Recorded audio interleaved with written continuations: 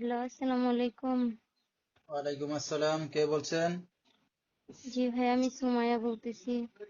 সুমাইয়া, কেমন আছেন আপনি? ভালো আছেন সুমাইয়া? জি আলহামদুলিল্লাহ ভালো আছি। মাশাল্লাহ, ভালো আছেন। সুমাইয়া, কোথা থেকে বলতেছেন? আপনার দেশের বাড়ি কোথায়? আমি টাঙ্গাইল থেকে বলতেছি। আমার দেশের বাড়ি হয়েছে টাঙ্গাইল, সখীপুর। আচ্ছা। তো কে কে আছে বর্তমান ফ্যামিলিতে আপনার সাথে সুমাইয়া? বর্তমানে ফ্যামিলিতে আমার আব্বু নেই, আমার আম্মু আছে আর আমার বড় বোন আছে। আচ্ছা, দুইটা বোন আর মা, ছোট্ট একটা ফ্যামিলি। সুমাইয়া, কি করেন আপনি এখন? আমি ছোটখাটো একটা কাজ করি, সেলাইয়ের কাজ। আচ্ছা, সেলাই মেশিনের কাজ বাজ করতেছেন। তো সুমাইয়া, আপনার বিয়ে শাদী হয়েছে? না, বিয়ে শাদী হয়নি। আচ্ছা, তো দর্শক শুনতে থাকুন আজকে সুমাইয়ার জীবনের গল্পগুলা। ধৈর্য সহকারে ফুল ভিডিওটি দেখলে মোবাইল নাম্বার পেয়ে যাবেন, সরাসরি যোগাযোগ করতে পারবেন সুমাইয়ার সাথে। তো সুমাইয়া, আপনার বাবা কোথায়? আমার বাবা মারা গেছে। আচ্ছা, দুঃখের বিষয়।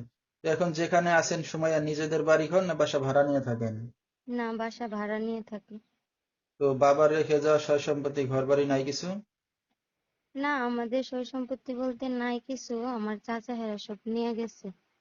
আচ্ছা আচ্ছা। লেখাপড়া কতদূর করছেন আপনি সুমাইয়া? এই 5 পাস।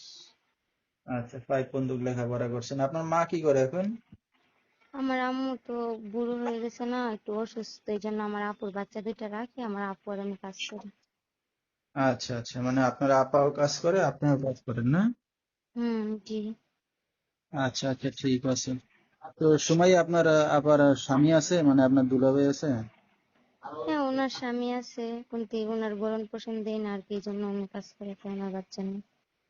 আচ্ছা, তো সে কি আপনাদের সাথেই থাকে? না, সে আলাদা থাকে। আচ্ছা আচ্ছা। তো আপনার তো বিয়ে শাদী হয় না, একটা অবিবাহিত মেয়ে, এই যে অনলাইন মিডিয়ার সামনে আসছেন কি উদ্দেশ্য করেন?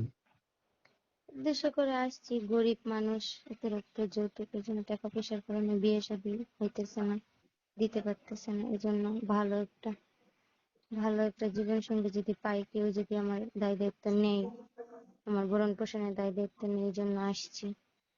তো এখন যদি যৌতুক টাকা পয়সা ছাড়া দায়িত্ব নিয়ে কেউ যদি বিয়ে শাদী করতে চায়, রাজি হবেন? জি, আমি রাজি আছি, কেউ খারাপ উদ্দেশ্যে না নিয়ে আসলে হবে। আচ্ছা, তো দর্শক ভাই আপনার সাথে কিভাবে যোগাযোগ করবে এখন?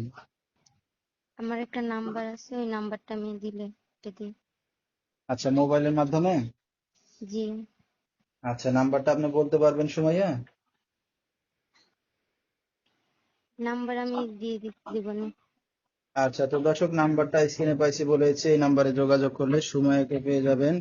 যেহেতু গরিব ঘরের মেয়ে, বাবা নাই, হয়তো টাকা পয়সা যৌতুকের জন্য বিয়ে শাদী হচ্ছে না, তো সবকিছু এখন জেনে শুনে কেউ যদি তার পাশে এসে দাঁড়ান বা দায়িত্ব নেন, এই নাম্বারে যোগাযোগ করলে সুমাইয়াকে পেয়ে যাবেন।